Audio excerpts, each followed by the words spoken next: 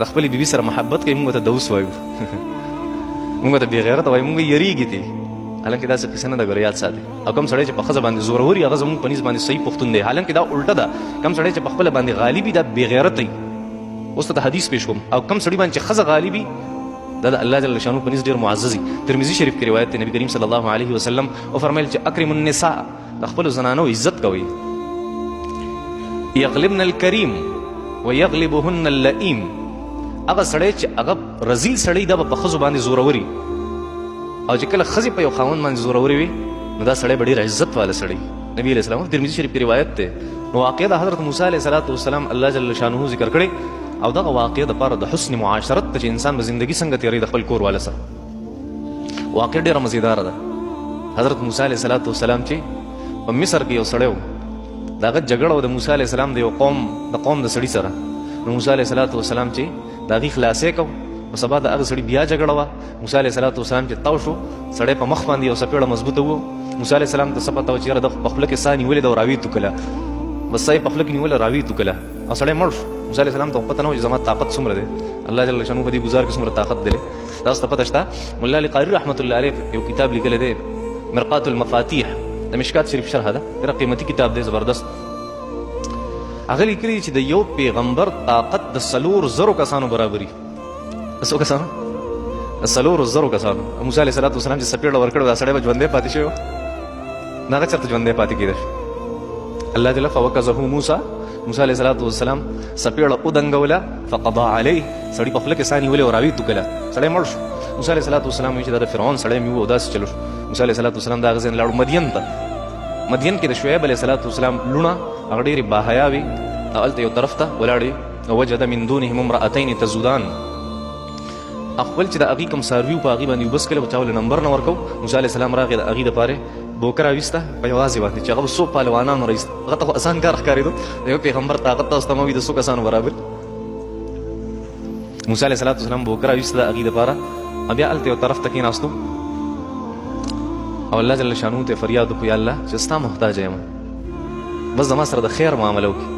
هغه دواړه لوڼه د شعیب علیه السلام چې کور ته لاړې، مختصرا واقع راته کوم، د هغې بابا جان ډېر یو تکړه سړی و، ډېر مضبوط هم دی او ډېر پرهېزګار او نیک سړی هم دی، ډېر سم سړی دی.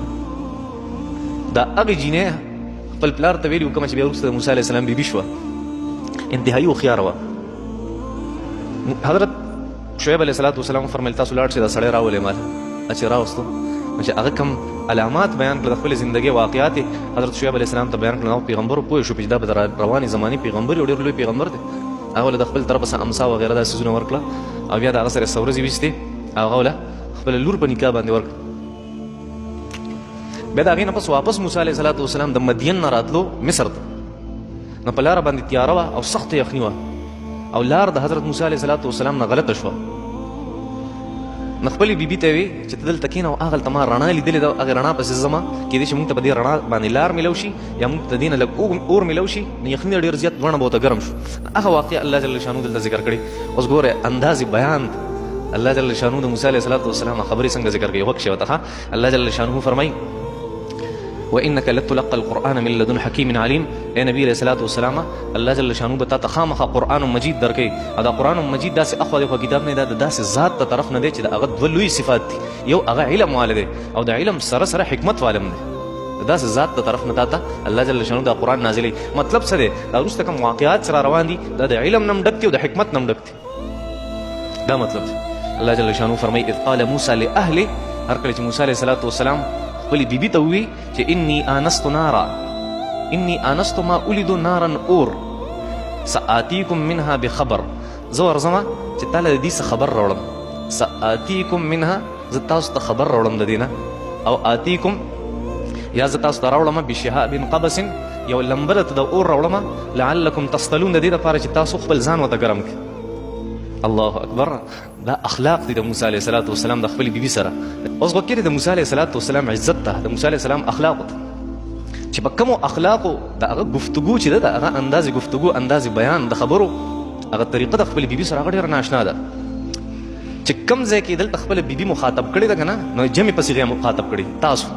تاسو دلته کښېنئ، زه ورځم چې تاسو له د هغې ځای نه خبر راوړم، یا تاسو له د هغې ځای نه څه اور راوړم، د دې لپاره چې تاسو په خپل ځان ګرم کړئ. د جمع صيغه سآتيكم د موسی عليه السلام سره خپل بیبي ده داسې پکاره سآتيكي زه تعالی راوړم سآتيكم زه تاسو له راوړم منها بخبر د هغه ځای نه څه خبر راوړم چې څوک راته لار وښیي رڼا د لګېدلې کېدای شي څوک